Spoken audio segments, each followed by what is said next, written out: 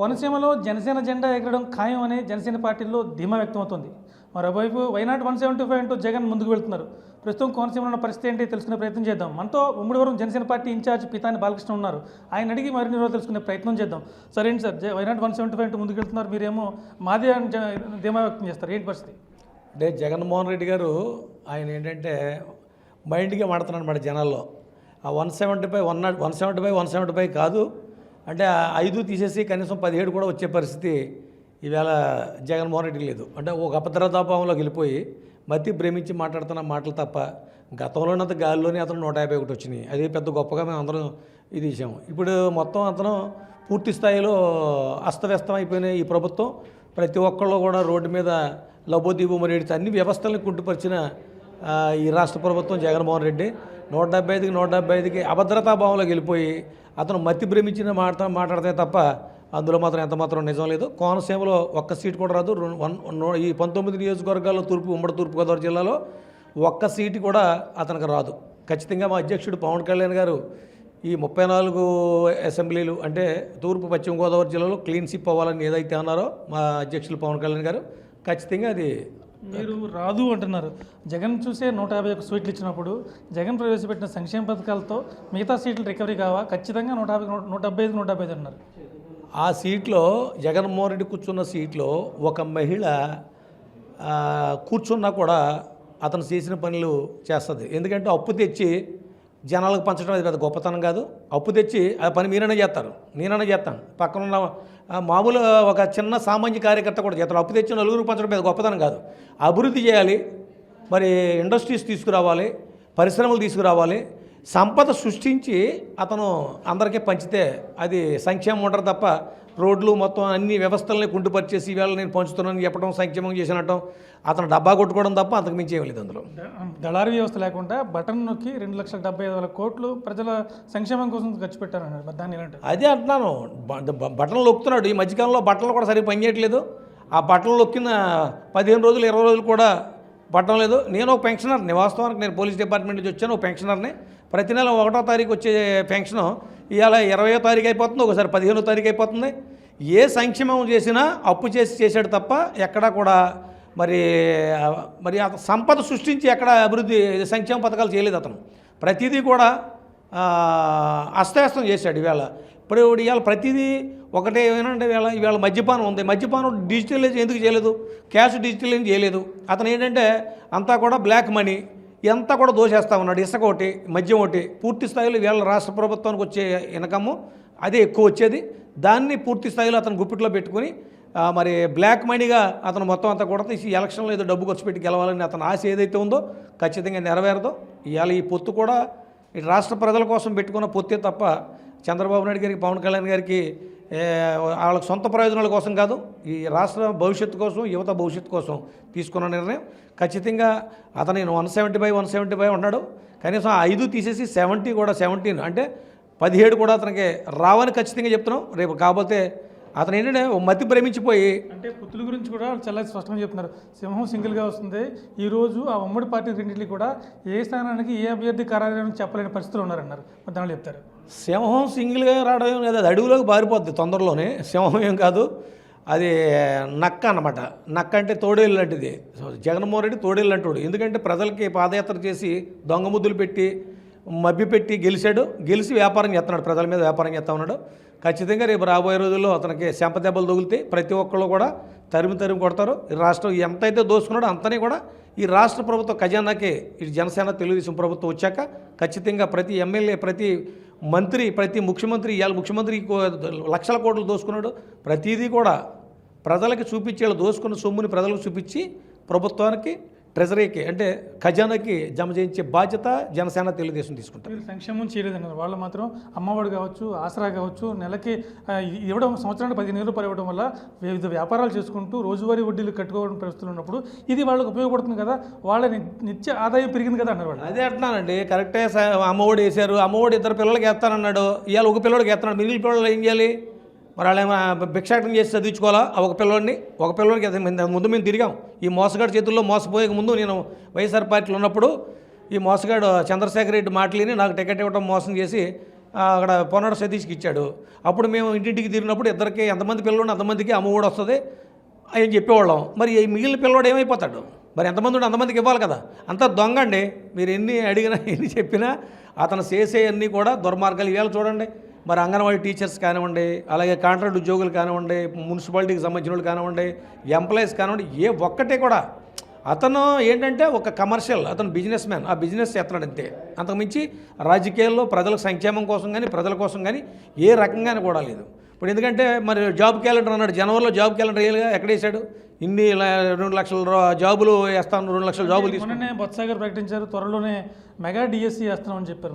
అవన్నీ ఉట్టిదండి. ఇప్పుడు police constables ఉద్యోగాలు తీస్తానని ఎప్పుడో 3 సంవత్సరాల నుంచి అంటున్నారు. ఎక్కడైంది? ఎక్కడ ఏమి జరగదు. మాట్లాడటమే తప్ప, శిలాబలపాలు ఇటువే తప్ప ఎక్కడ కూడా దేనికి కూడా దానికి మొదలుపెట్టిన దాఖలాలు ఎక్కడ ఉన్నాయో చెప్పండి. ఎక్కడ ఏమి లేదు.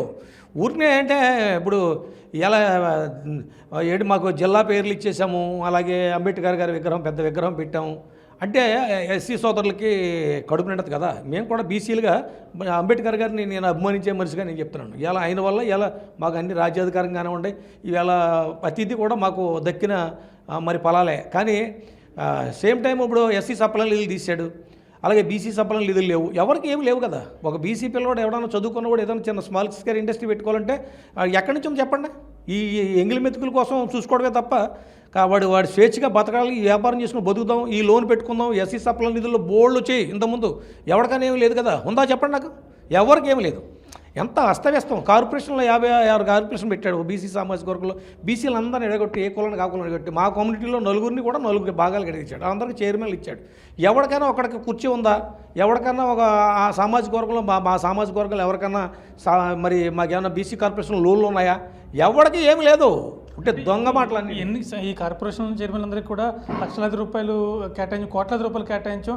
ఆ సామాజిక వర్గాలన్నీ కూడా ఆర్థికంగా బలపడ్డాయన్నారు. మరి అసలు ఇప్పుడు ఆ సామాజిక వర్గంలో బలపడింది ఎవరంటే ఆ సామాజిక వర్గంలో చైర్మన్ పదవి ఇచ్చాడు. అటు నెల జీతం ఇస్తాడో లేదో తెలియదు. కానీ ఎవరికీ కూడా ఏ విధమైన లబ్ధి లేదండి. ఇప్పుడు నా సెట్టుబల్లి సామాజిక వర్గం, నేను మా సామాజిక వర్గంలో మా కార్పొరేషన్ ఉంది. మా కార్పొరేషన్లో ఎంతమందికి లోన్లు ఇచ్చాడు చెప్పమనండి.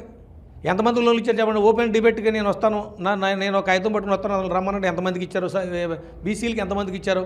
అలాగే మత్స్యకారు సోదరులు వాళ్ళకి ఏమి లేదు. ఇవాళ ఏదో జిఎస్పిసి ఆయిల్ కంపెనీలు ఇచ్చే డబ్బుల్ని మత్స్యకారు సోదరులకి ఏదో వీళ్ళ బాబు సొమ్ము ఇచ్చినట్టుగా, వీళ్ళ బాబు సంపాదించిన సొమ్ము ఇచ్చినట్టుగా ఫీల్ అయిపోతున్నాడు. ఆయిల్ కంపెనీలు వేట నిషేధం టైంలో ఇచ్చే డబ్బులు అవి ఇప్పుడు ఈ ఎమ్మెల్యే ఉన్న వస్తాయి, లేదా ఈ గవర్నమెంట్ ఉన్న వస్తాయి, ఎవరన్నా వస్తాయి, నేనున్నా వస్తాయి, ఇంకోడన్నా వస్తాయి, ఎవరున్నా ఆ డబ్బులు వాళ్ళకి వచ్చే డబ్బులు దాన్ని ఏమో మేము ఇచ్చేస్తున్నాం అన్నట్టుగా ఏదో బిల్డప్ ఇస్తున్నారు. అదంతా ఇదంతా బూటకం అయిపోయింది.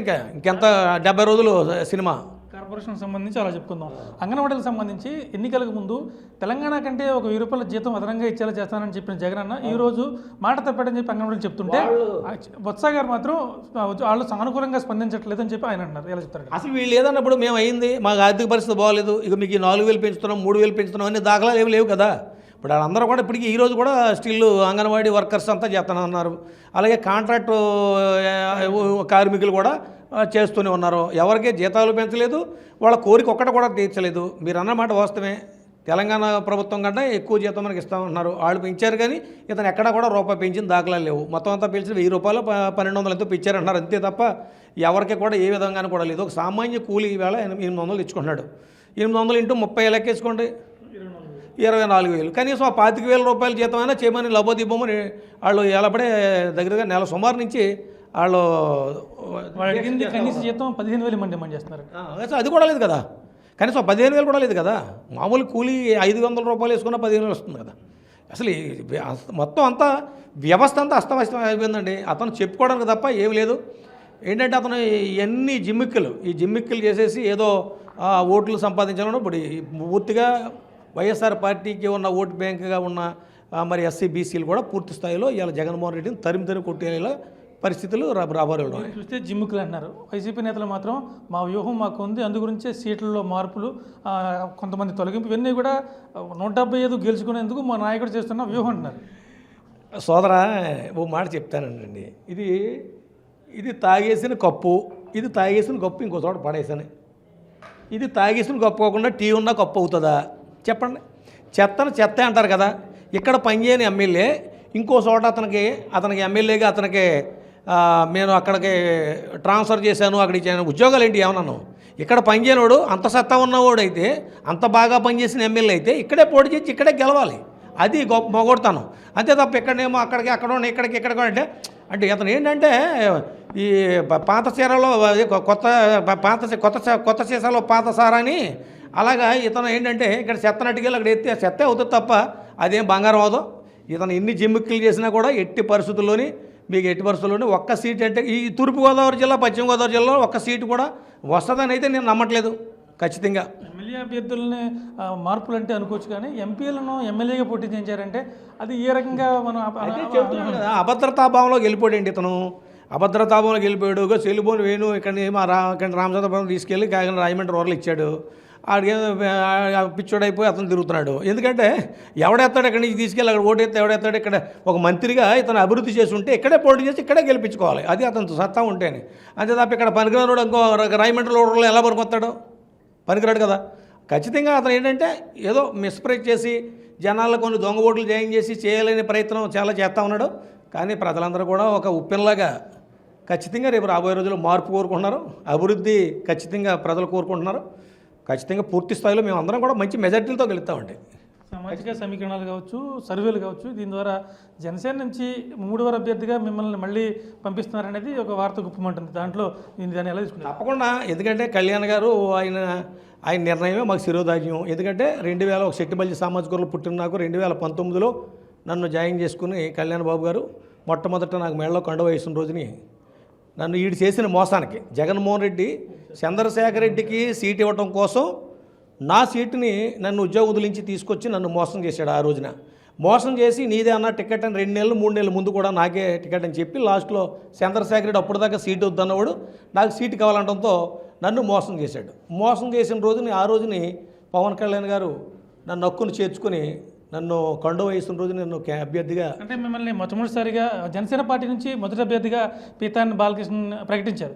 ఆ తర్వాత సీటు కూడా మొట్టమొదటి సీటు మీకే కేటాయించారు అనుకుంటా. ఖచ్చితంగా ఆ రోజునే జాయిన్ చేసుకున్న రోజునే నన్ను కండువ వేసి మొట్టమొదటి సీటు బీఫాము పితాని గారికి ఇస్తున్నానని చెప్పేసి ఆ రోజున ప్రకటించిన మహనీయుడికి ఎప్పుడు నేను, నా కుటుంబం, నా సామాజిక వర్గం ఎప్పుడు కూడా ఆయనకు రుణపడి ఉంటుంది. ఖచ్చితంగా ఈసారి కూడా నేను గత 9.5 సంవత్సరాలు అంటే రేపు ఎలక్షన్ వస్తే 10 సంవత్సరాలు అవుతుంది నేను రాజకీయాల్లోకి వచ్చి. ఖచ్చితంగా నాకు అవకాశం ఖచ్చితంగా ఇస్తారైనా ఖచ్చితంగా నేను భారీ మెజార్టీతో అంటే మంచి మెజార్టీతో అన్ని సామాజిక వర్గాల్లోని అన్ని మొత్తం నియోజకవర్గాల్లో అంటే కులాలకి మతాలకి ఇది లేకుండా అన్ని కమ్యూనిటీల్లోని అన్ని ఇందులోని కూడా బయట పార్టీలలో కూడా మంచి పేరు ఉంది తప్ప ఎక్కడ కూడా నేను చెడ్డ పేరు తెచ్చుకోలేదు. మంచి మెజార్టీతో ఈ జిల్లాలో మళ్ళీ గెలవడానికి పూర్తి స్థాయిలో కష్టపడతాను. తప్పకుండా నన్ను మంచి మెజార్టీతో గెలిచి ఆయనకి ముమ్మడవరం ప్రజలు కానుకగా మరి మొట్టమొదటి విజయం అందిస్తారని ఖచ్చితంగా నేను నమ్ముతూ ఉన్నాను. మీరు ఇద్దరితో కూడా దగ్గరగా సాన్నిహిత్యంగా ఉన్నారు, జగన్తో కూడా సాన్నిహిత్యంగా ఉన్నారు, పవన్ కళ్యాణ్తో కూడా దగ్గరగా ఉన్నారు. ఇద్దరు మనసుల్లో మీరు ఇద్దరు వ్యక్తిత్వాన్ని తేడాలు ఏమైనా గుర్తించారా? అతను మేకవన్ని పులి జగన్మోహన్ రెడ్డి అన్నవాడు పెద్ద రూక్ అండి. ఆడంత పనికి మళ్ళీ ఎదవ ఎవడు ఉండడు. జగన్మోహన్ రెడ్డి మాట పోషించుకొని ఎదవ. మాట అంటే ఆడు నిలబెట్టుకోలేడు, మాట పోషించుకోడు. అతను ఏంటంటే ఇప్పుడు చాలామంది చూడండి, చాలామంది మంత్రులు ఇతను నమ్ముకుని తిట్టిన మంత్రులు ఎవరికి సీట్లు ఇవ్వలేదు. అది చాలా దుర్మార్గం అనమాట. ఎందుకంటే ఇతను తరపున నిలబడ్డ వాళ్ళందరికీ సీట్లు ఇవ్వకుండా ఎదవలు చేశాడు. పవన్ కళ్యాణ్ గారు అలా కాదు. అతను ఒక కమిట్మెంటు, ఒక నాయకుడు, ఒక పద్ధతి, ఒక మంచి చెడ్డ, ఒక మాట అన్నాడంటే నోటంపడు ఒక మాట జారిందంటే ఆ మాటను నిలబెట్టుకునేయడానికి అసలు దేనికైనా ఆయన వెనకాడే పరిస్థితి లేదు. పవన్ కళ్యాణ్ గారు వ్యక్తిత్వం కానీ ఆయన కాలి గోటి కూడా సరిపోడు జగన్మోహన్ రెడ్డి. పనికి మళ్ళీ సన్నాసి. ఇప్పుడు ఇవాళ అన్ని లక్షల కోట్లు ఉన్నాయి, ఎవరికన్నా రూపాయి దానం చేశాడా జగన్మోహన్ రెడ్డి చెప్పండి?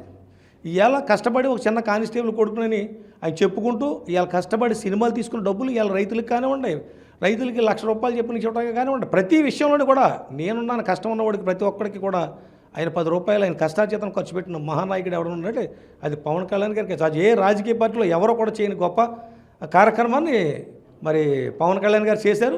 గెలుపుని ఓటమిని కూడా రెండింటిని సమానంగా తీసుకుని ఆయన పనిచేశారు. ఆయన అడుగుజాడలో మేము కూడా అలాగే పనిచేసాం. రేపు రాబోయే రోజుల్లో ఆయన జనసేనకి పూర్తి స్థాయిలో వెన్నుదన్నుగా ఉండడమే కాదు ప్రతి విషయంలోనూ కూడా మేము ఖచ్చితంగా ఒక హార్డ్ కోర్ ఫ్యాన్స్. ఖచ్చితంగా పవన్ కళ్యాణ్ గారే నా జీవితం, ఆయనే నాకు లాస్ట్ పార్టీ కూడా ఇదే, లాస్ట్ ఇదే జనసేన. చివరిగా చెప్పండి, జనసేన టీడీపీ కూటమిని ఈ 2024 ఎన్నికల్లో ఎందుకు గెలిపించాలి? అంటే ప్రజల యొక్క ఇబ్బందులు ఇప్పుడు ఎందుకంటే రోడ్లు లేవు, ఎంప్లాయీస్ అన్ఎంప్లాయ్మెంట్, యువత అంతా కూడా వలసలు వెళ్ళిపోయే పరిస్థితి. ఇప్పుడు ఐటీ చదువుకున్న పిల్లలందరూ కూడా ఎక్కడికి బయటకు పోయేది ఇదే తప్ప ఇప్పుడు ఈ ఏ వ్యవస్థలో కూడా మొత్తం పూర్తి స్థాయిలో అంత పరిపాలన అంతా అస్తవ్యస్తం అయిపోయింది.